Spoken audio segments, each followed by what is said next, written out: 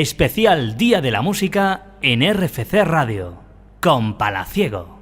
Bueno, pues aquí estamos ahora en el especial de RFC Radio dedicado al Día de la Música, aquí en la Expo 92, al 25 aniversario. Y tenemos al teléfono a José Nieto, que lo conocemos, claro, aquí en nuestro ambiente de la Expo, y además es un director musical que ha conseguido 6 Goyas con las películas Sé quién eres, La pasión turca, el maestro de esgrima, El rey pasmado, Lo más natural, El bosque animado y muchas más películas. Y además muchísimas cosas más que vamos a comentar, que han sido de aspecto curioso durante esta entrevista. Así que nada, aquí vamos a ceder a nuestro compañero Jaime Sierra para que siga con la entrevista. Muy buenas tardes, don José, ¿qué tal? Hola Jaime, ¿cómo estás? Muy bien, encantado de saludarle. Estamos, como ya sabe, en este programa especial por el Día de la Música, en el 25 aniversario de la Expo. Usted fue el compositor de la música del Espectáculo del Lago, que para los oyentes que nos estén escuchando y que a lo mejor no lo tengan presente, el Espectáculo del Lago fue un gran show multimedia que se realizó durante todos los días de la Expo 92 por la noche, a eso de las 10 de la noche o así, en el que un gran espectáculo proyectado sobre una pantalla de agua, con láser, con fuegos artificiales y muchísimos efectos especiales, congregaba a miles de personas en la exposición universal, y todo lo hacían en un espectáculo en el que la música era importantísima, una música que compuso usted, ¿no? Cuéntenos un poco. Fue un espectáculo pionero. En aquel momento yo creo que no se había hecho nada igual.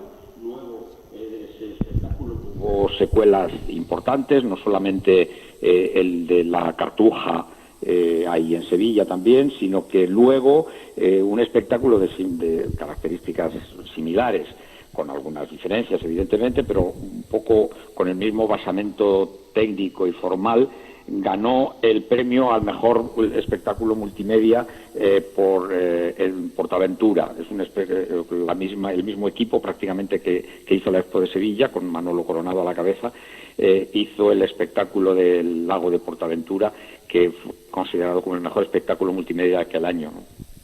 Y hablando del espectáculo del lago, pues con todos esos orígenes, por favor, cuéntanos cómo surgió esa implicación en el proyecto de la música para el espectáculo.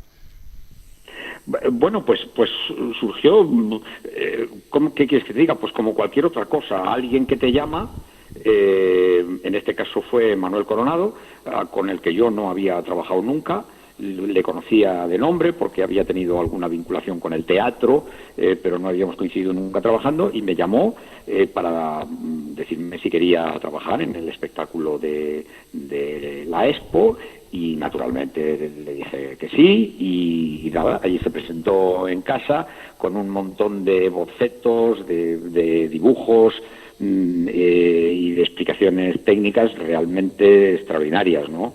Y como apabullantes, ¿no? De bonitas y entonces, pues nada, a partir de ahí empezamos a hablar y enseguida pues nos pusimos a trabajar, claro.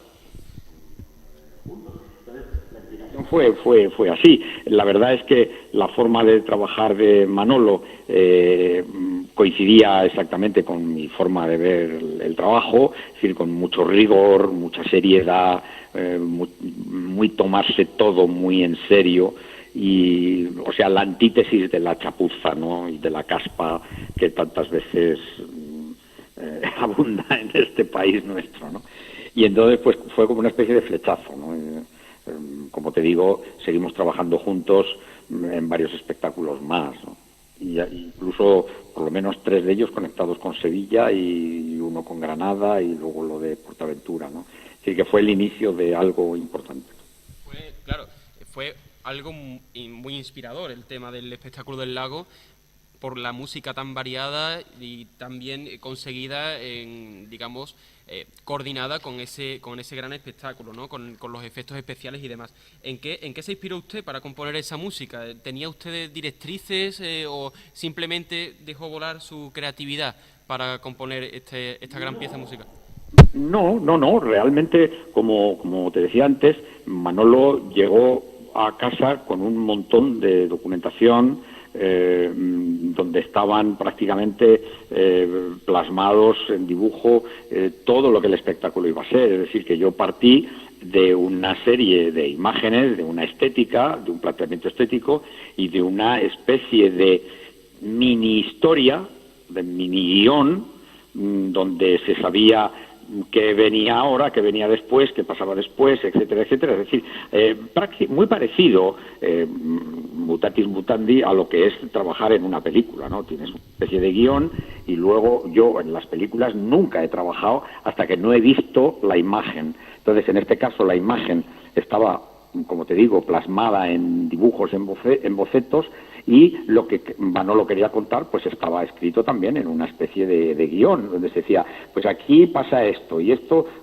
¿cuánto quieres que dure? Pues esto, pues por ejemplo 1 minuto y medio, y después pasa esta otra cosa. Es decir, que empezamos a trabajar desde el principio con una especie de escaleta, donde yo tenía no solamente las directrices, sino la estructura, o sea, el esqueleto de lo que iba a ser la estructura del espectáculo, con más o menos con unas duraciones aproximadas, y como te digo, toda la parte estética muy clara por parte de Manuel.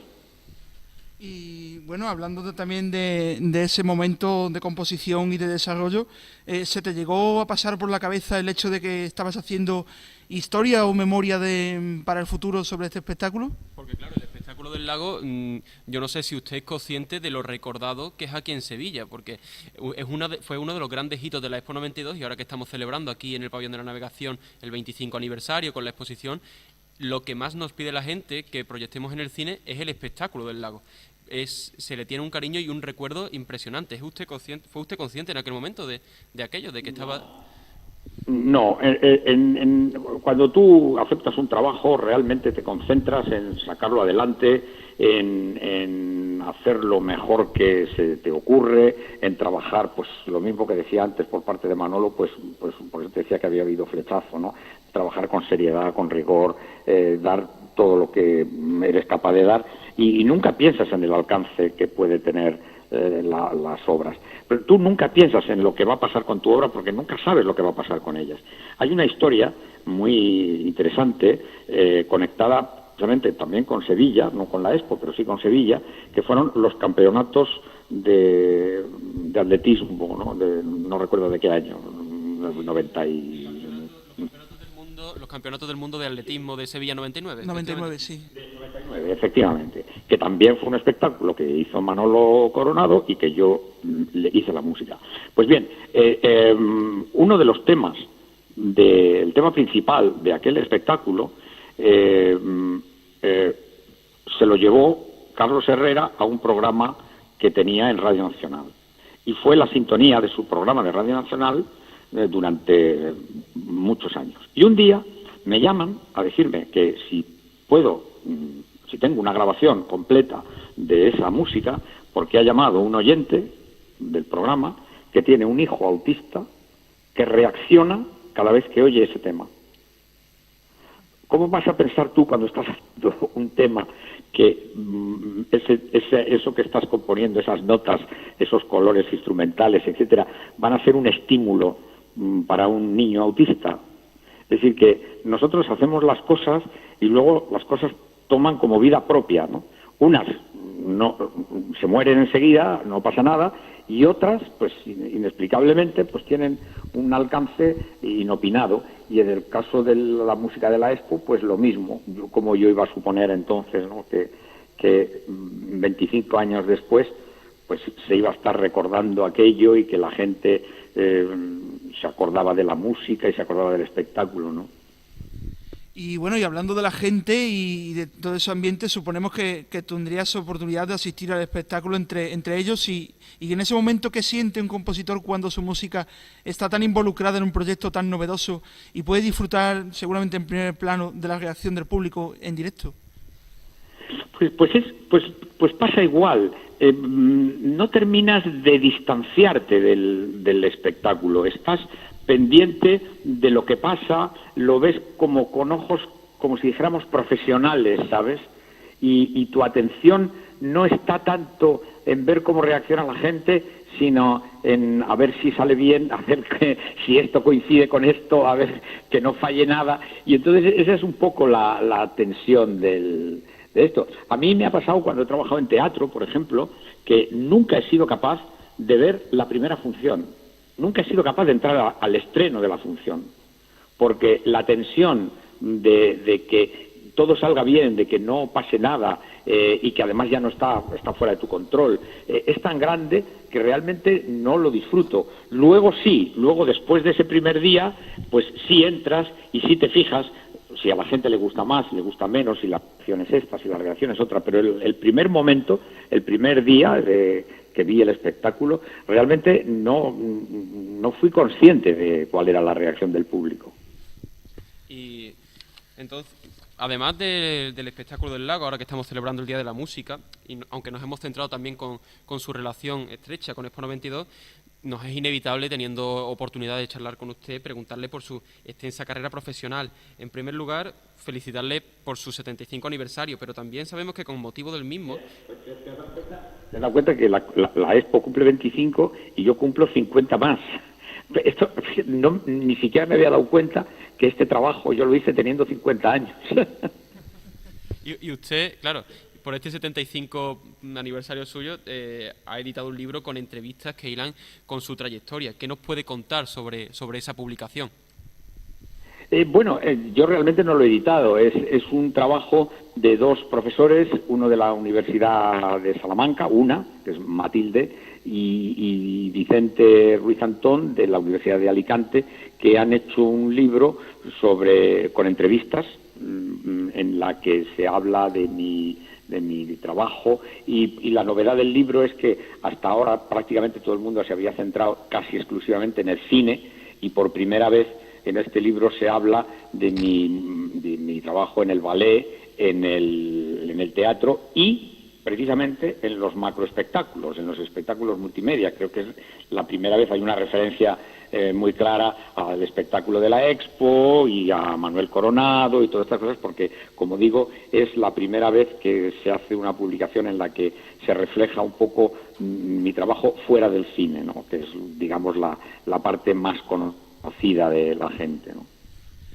Y hablando de esas composiciones para cine, series, incluso ballet, y en este caso, pues no sabemos, en tu caso, si hay algún género con el que te sientas especialmente cómodo a la hora de trabajar identificado. Y además, como dato curioso, que no sabe mucha gente, y te vamos a recordar, también fuiste el compositor de las sintonías del programa Viva la Gente de Antena 3 Radio, del programa de tu hermano Miguel Ángel. Sí, es verdad, sí. Sí, hombre, dentro de mi carrera profesional, pues prácticamente he hecho de todo. La gente no sabe que he hecho mucha publicidad también, en una época, que he hecho muchísimos arreglos para cantantes, que he compuesto mucha música para cantantes conocidos.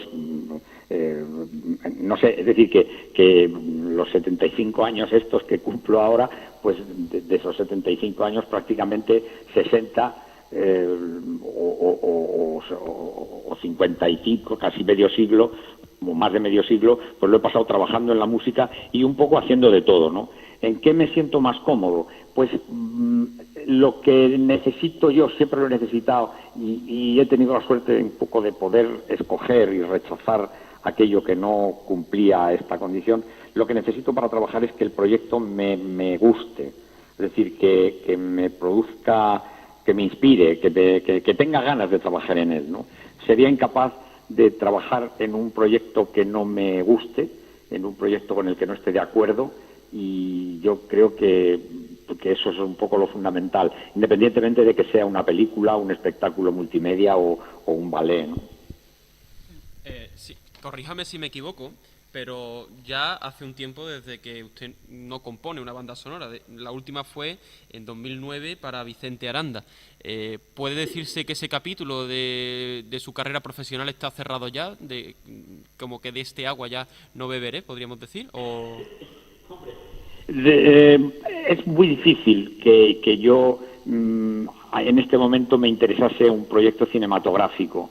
Han cambiado mucho las cosas, ha cambiado mucho los sistemas de producción, la forma de trabajar, y la verdad es que últimamente es un campo que me apetece poco.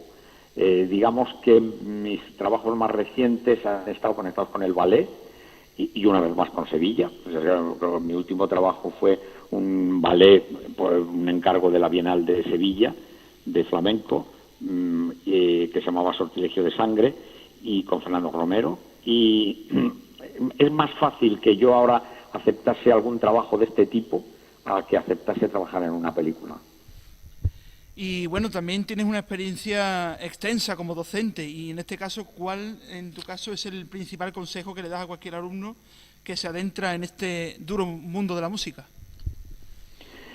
Pues, hombre, es verdad que la docencia, que empecé hace ya más de 30 años como una especie de ocupación colateral, pues ahora, en estos momentos, es casi mi actividad principal. Sigo dando clases de forma regular en la Escuela de Cine de Barcelona, en la SCAC, y en el Conservatorio del Liceo también. Y realmente me gusta mucho este trabajo. Creo que es casi una obligación transmitir la experiencia a la gente joven, a las nuevas generaciones. Y, hombre, y lo que yo insisto siempre es que hay que tomárselo en serio. que hoy, con el tema de la tecnología y todo esto, parece pues que cualquiera compone, que cualquiera monta una película, que cualquiera rueda una película, y la verdad es que esto no es así. Entonces yo lo que les insisto hasta la saciedad es que hay que prepararse mucho, hay que tomárselo en serio, hay que estudiar, hay que practicar y dedicarle muchas horas a la formación, ¿no? Y aprovechando también, hilando con ese tema, con el tema de la tecnología, ¿qué percepción tiene usted de ello a día de hoy? Porque hace 2 días, como quien dice, estábamos grabando en bobinas y cuatro pistas, y ahora se ha digitalizado todo en detrimento de lo artesanal, ¿no? ¿No cree usted que en el proceso de composición y producción musical se ha convertido más bien en un trabajo en cadena y, en cierto modo, algo deshumanizado? Para empezar, hace casi 2 días no grabábamos en 4 pistas, grabábamos en 2. Es decir, que yo recuerdo las primeras cosas que yo hice en un estudio de grabación, se grababa en bobinas de cinta estrecha de 2 pistas, ¿no? Estéreo, vamos, eso era todo lo que podías hacer. Pero sí, por lo tanto tienes razón, yo he vivido toda la evolución de los avances tecnológicos, primero de la grabación magnética, con la aparición del Dolby, que fue una revolución, después con los primeros magnetoscopios digitales, y luego ahora ya pues la desaparición prácticamente de los soportes y de todo hacerse en ordenadores, discos duros, etcétera. En el fondo, todo esto, lo único que ha habido es un cambio de herramientas. Es decir, que igual que yo antes escribía a mano, y un copista sacaba de mi partitura las partituras de cada músico también a mano, pues ahora esto se hace con la ayuda de programas informáticos que realmente simplifican el trabajo. No es que se haya perdido lo artesanal, es igual, lo que pasa es que se hace de otra manera. En lugar de escribir con un bolígrafo, escribes con un ordenador, pero al final de todo, lo que hay es una página en blanco, que da igual que sea de papel, que sea una página en blanco de un documento, de un programa de ordenador, y entre eso y tú, pues solamente está tu talento, tu preparación, tu formación, tu trabajo y tal. Lo que sí es verdad que ha ocurrido con la tecnología es un poco lo que te apuntaba antes.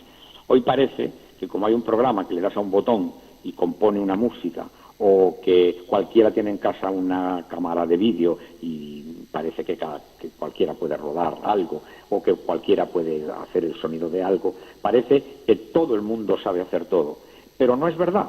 Es decir, que son herramientas que al profesional le facilitan la labor, pero al que no tiene talento no le facilitan nada, le facilitan la posibilidad pues de jugar, pero no de hacer un trabajo realmente profesional. Es verdad que ha habido una época en donde esto se ha confundido y ha habido muchos productores que equivocadamente han pensado que, hombre, pues que un ordenador lo maneja cualquiera, y han empezado a trabajar con montadores no expertos, con músicos no expertos, porque el ordenador lo hace, pero poco a poco se han ido dando cuenta que estas cosas, como te decía, son herramientas y que al final lo que vale es la pericia, la preparación, el talento y el trabajo de los profesionales, ¿sabes? Pues la verdad es que sí, José, estamos muy de acuerdo en lo que has dicho, que la pericia, el talento Y todo eso es lo que tiene que estar vinculado a las nuevas tecnologías, sin lugar a dudas, en el mundo de la música.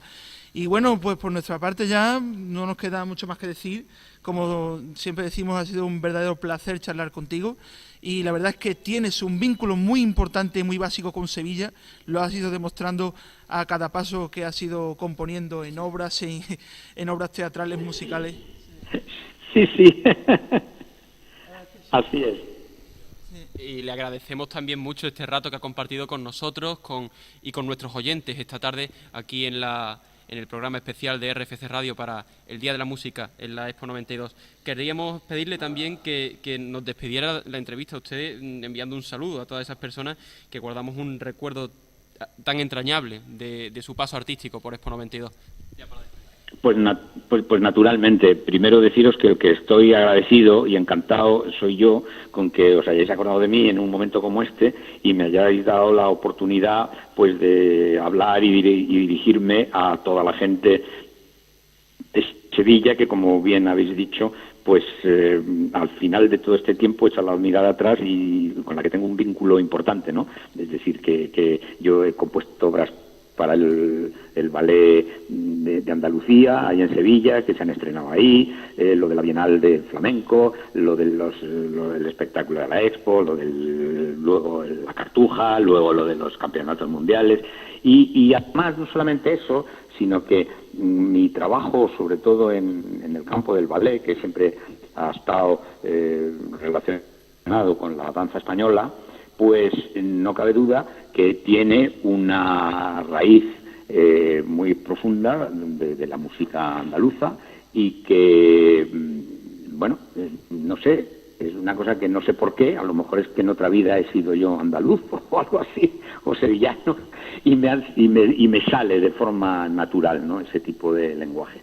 Así que, como digo, el placer ha sido mío y muchísimas gracias y que sigáis cumpliendo centenarios de estos, ¿no?, aniversarios de estos, ¿no? Muchísimas gracias. Muchas gracias, José Nieto. Seguimos aquí en RFC Radio con el Día de la Música en el 25 aniversario de Expo 92. Especial Día de la Música en RFC Radio. Música y diversión.